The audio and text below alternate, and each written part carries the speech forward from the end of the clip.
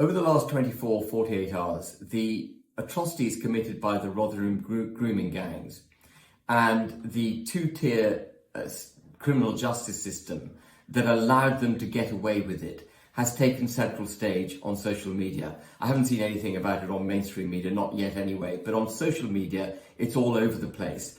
And I think it's been brought to the fore by Elon Musk effectively tweeting about it. Others have been doing it for a long time, but Elon joined the fray, and it was his amazing presence on X, his platform, of course, that allowed him to bring this subject back into our public conscience.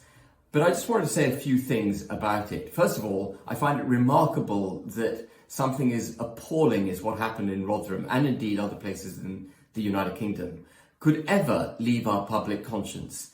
It is an utter stain on the United Kingdom that this practice took place in our country and that our criminal justice system didn't absolutely crack down on it immediately. And what we need to do as public commentators, politicians, journalists on the forefront of creating opinion and leading it is to identify what it is that allowed our criminal justice system, that effectively gave these people the protection that they got from our criminal justice system, when it was our system that should have been holding them to account. And for me, it's pretty clear what the issue is. It's the progressive discrimination that we are now regulatorily, legislatively, and increasingly culturally practicing in favour of ethnic minorities, and always at the detriment of the majority. And there can be no starker example of what happened in Rotherham. I have no doubt in my mind that the police in Rotherham were not prepared to call out the grooming gangs because of their Pakistani Muslim ethnicity and religious beliefs. They would have had it so drilled into them that you can't challenge people who've come to this country on religious grounds or in any other way, frankly. You have to give them a protected status, which is what they get from diversity, equity and inclusion, a protected, celebrated, promoted status.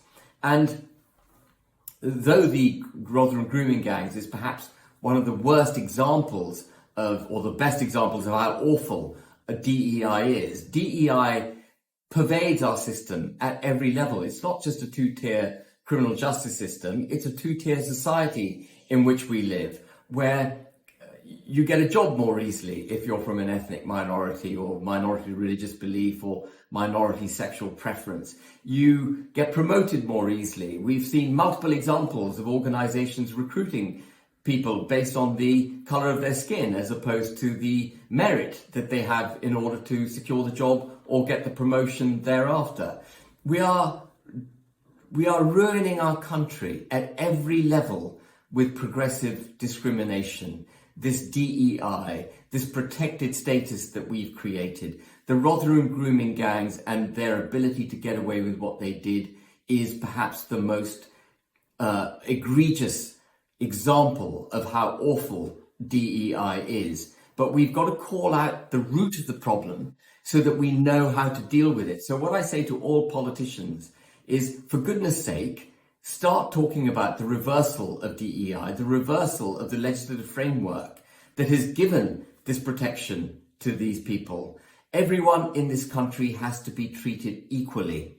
And only through treating everyone equally will we get back to the kinds of values and culture we used to have, and more importantly, in the context of the Rotherham grooming gangs, ensure that justice is blind and that everyone is held to account, irrespective of where they came from and what their belief system is. It's not about them. It's not about where they came from. It's not about their belief system. It's about our belief system, what we believe in this country, and making sure that is practiced without fear or favour.